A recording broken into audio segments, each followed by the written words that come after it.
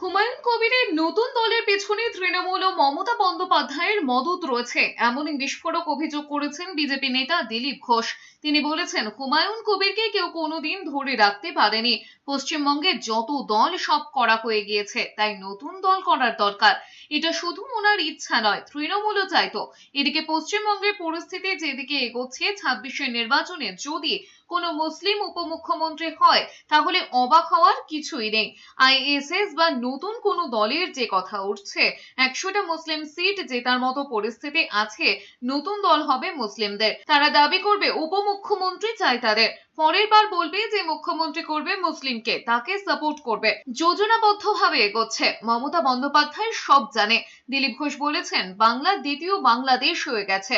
বামপন্থীরা করে দিয়েছিল রাস্তা, মমতা বন্দ্যোপাধ্যায় সেই রাস্তা ধরে এগিয়ে দ্বিতীয় বাংলাদেশ করার দিকেই এগোচ্ছে। দেশভাগের আগের পরিস্থিতি আবার তৈরি হচ্ছে রাজ্যে। ওনাকে কেউ কোনোদিন ধরে রাখতে পারেনি, আর পশ্চিমবাংলায় যতগুলো দল সব করা হয়ে গেছে, সে নতুন দল করার দরকার। কিন্তু আমার যেটা মনে হচ্ছে, উনি এতদিন যেসব ডায়লগ দিতেন, এটা খালি ওনার ইচ্ছার নয়, টিএমসিও চাইতো। যেদিকে পশ্চিমবাংলার পরিস্থিতি যাচ্ছে, এবারে 26-এ যদি কোনো মুসলিম উপমুখ্যমন্ত্রী হয়, অবাক হওয়ার কিছু নেই। এবং এই যে আইএসএফ বা আরেকটা দলের কথা উঠছে, 100টা মুসলিম সিট জেতার মতো পরিস্থিতি আছে, আজকে নতুন দল হবে মুসলিমদের। তারা ডিমান্ড করবে যে আমাদের উপমুখ্যমন্ত্রী চাই, আর পরের বারে বলবে যে মুখ্যমন্ত্রী করবে মুসলিমকে, তাকে আমরা সাপোর্ট করব। সেই পরিস্থিতির দিকে এগুলো যোজনাবদ্ধভাবে এগোচ্ছে। মমতা ব্যানার্জি সব জানেন। মমতা ব্যানার্জি বামপন্থীরা করে দিয়েছিল রাস্তা, উনি তাতে গাড়ি চালিয়ে এগোচ্ছেন। আর আজকে যেগুলো হচ্ছে, ঠিক সেই পরিস্থিতি 46, 47, 1947, 46 সেই সময়ে দেশ ভাগের আগের পরিস্থিতি আবার তৈরি হচ্ছে। মমতা ব্যানার্জি সব জানেন।